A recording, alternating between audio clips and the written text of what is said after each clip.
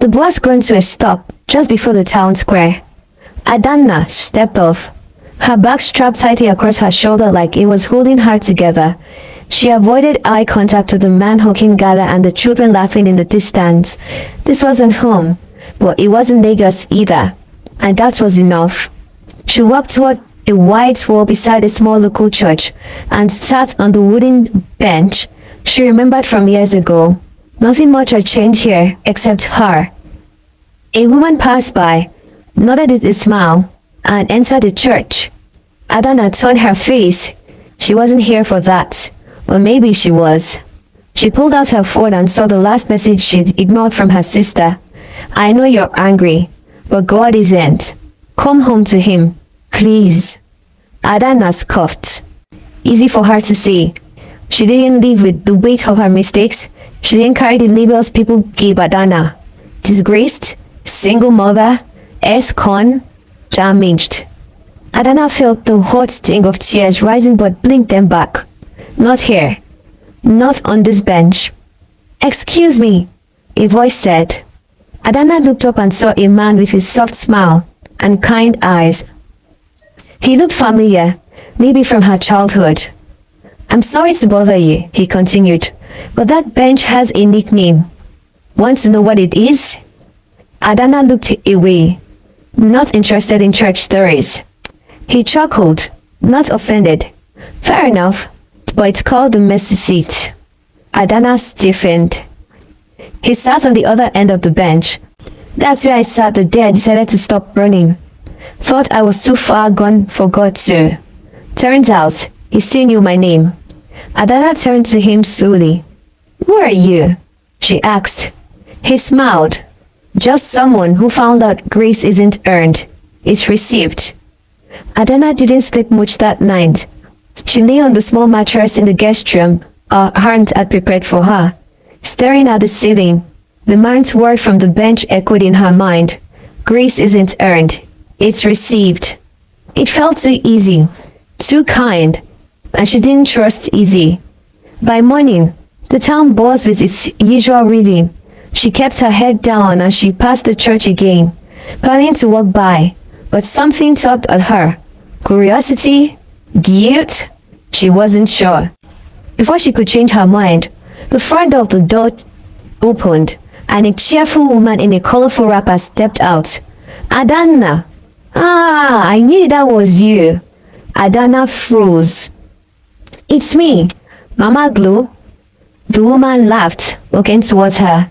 Your mother used to chase you away from my pop-off store. Remember? And now, look at you. Big madam. Adanna couldn't help a small shy smile. Mama Glow, I didn't think anyone would remember me. Remember? How can we forget firebrand Adanna? Mama Glow winked, then grew serious. I also remember when things got hard. You disappeared, but God didn't forget you. Come inside. At least take a seat. Adanna hesitated at the door. The scent of wood polish and old hymn books stirred memories. Her feet crossed the threshold before her mind could protest. Inside was quiet, peaceful. Pastor Kenny just stepped out. Mama Glow said, but he told us a young woman might be coming by. Said she'd be searching for something she already had access to. Adanna blinked. What? Mama Glow shrugged. The Holy Spirit tells him things sometimes. Strange, right? But true. Adanna sat at the back, gripping the edge of the pew. For the first time in years, she whispered a prayer. It wasn't elegant. It wasn't confident. Just honest. If you still know my name, I'm here. I'm tired of running. Silence followed, but it was different now. Not empty. Expectant.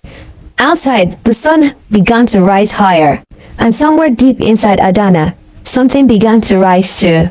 In only 3 weeks, Adanna came early to church, not just to sit at the back, but to volunteer with Mama Glow in the kitchen. Her hands, once used to silence her shame, now found purpose holding bulletins, serving meals, and holding the hands of people who needed someone to simply be there. Pastor Kenny had spoken with her once, gently and without pressure. Healing takes time, he had said, but you don't have to heal alone.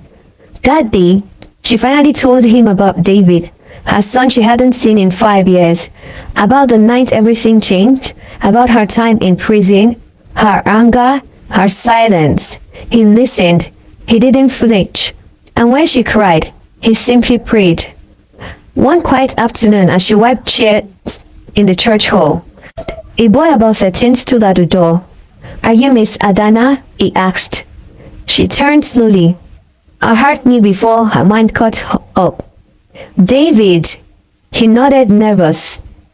"They said you were here, that you wanted to see me." Tears welled in her eyes as she knelt before him. More than anything, he didn't run.